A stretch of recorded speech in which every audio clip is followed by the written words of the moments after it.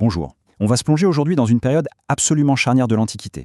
L'idée est de synthétiser la transformation politique du monde grec entre le 5e et le 4e siècle avant notre ère. Comment est-on passé de l'âge d'or des cités-États à leur soumission par la Macédoine? C'est une analyse pensée pour la révision, pour bien fixer les idées sur cette fin d'un monde. La question centrale, le fil rouge de cette analyse, est un paradoxe, un vrai paradoxe historique. Comment un idéal aussi fort, aussi viscéral que celui de la liberté, pour lequel chaque cité était prête à mourir, a-t-il pu, au final, être la cause même de leur perte collective? C'est ce qu'on va essayer de démêler. Pour commencer, il faut bien sûr revenir aux sources. Et la première grande source, c'est lui. Hérodote, c'est le premier à avoir vraiment mis en lumière cette tension fondamentale chez les Grecs. Ils sont capables de s'unir contre un ennemi extérieur, comme les Perses, mais au quotidien, ils sont farouchement, presque maladivement attachés à leur indépendance. Et c'est cette division qui est au cœur du problème. Bon, et cette division, elle s'incarne dans une structure politique bien particulière, la cité-État, la police. Il faut bien comprendre que pour un Grec de l'époque, chaque cité est un univers en soi, avec ses propres lois, ses dieux, son armée. Elle est souveraine. Et c'est sur cette scène, cette mosaïque de cités, que tout va se jouer. Le mot-clé, le concept fondamental à retenir, c'est l'autonomie. Autonomia en grec, se régir par ses propres lois.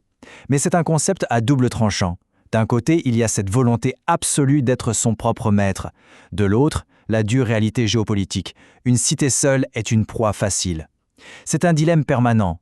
On oscille sans cesse entre l'isolement, même s'il est magnifique, et la nécessité de s'allier pour survivre. Alors, quelle solution les Grecs trouvent-ils à ce dilemme?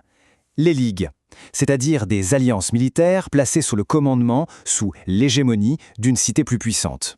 Bonne idée sur le papier, sauf que cette solution va vite devenir le problème.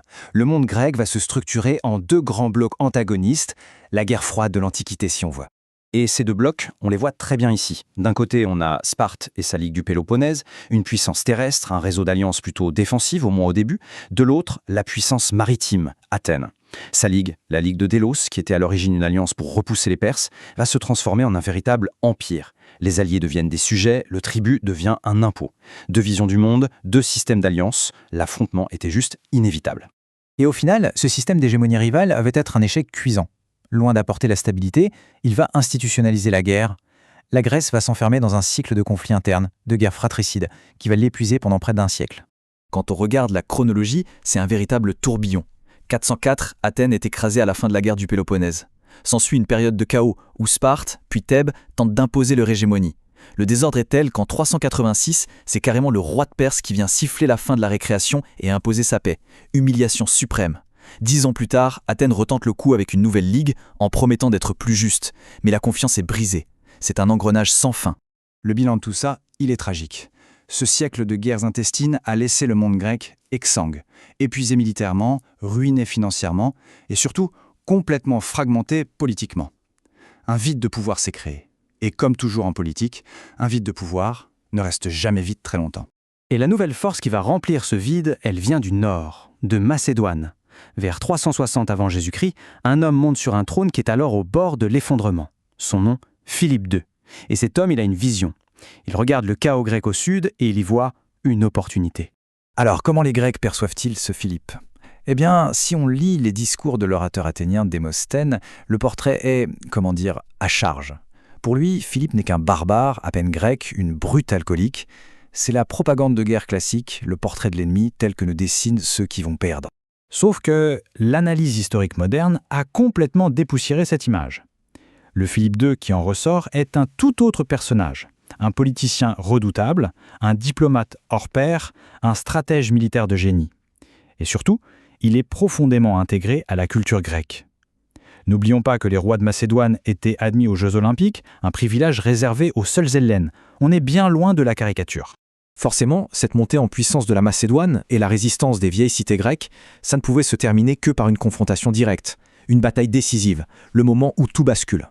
La date à retenir, c'est celle-ci, 338 avant notre ère. Le lieu, Chéronée, une plaine en Béotie. C'est là que l'armée de Philippe et de son jeune fils Alexandre fait face à la dernière grande armée des cités grecques libres, menée par Athènes et Thèbes. Et le verdict du champ de bataille, il est sans appel. C'est une victoire écrasante pour les Macédoniens. En une seule journée, des siècles d'histoire s'effondrent. C'en est fini de la police indépendante comme acteur majeur de l'histoire. Pour la toute première fois, la Grèce est unifiée. Mais elle n'est pas unifiée par un libre consentement, elle est unifiée par la lance d'un roi. Ce qui nous amène donc à la question finale, une question de transition, parfaite pour conclure. Est-ce que Chéronée est une fin ou est-ce que c'est un début? Est-ce la mort de la cité grecque classique ou bien est-ce l'acte de naissance d'un tout nouveau modèle, le grand royaume, l'Empire, qui, entre les mains d'Alexandre, le fils de Philippe, s'apprête à conquérir le monde? La porte de la période hellénistique est désormais grande ouverte.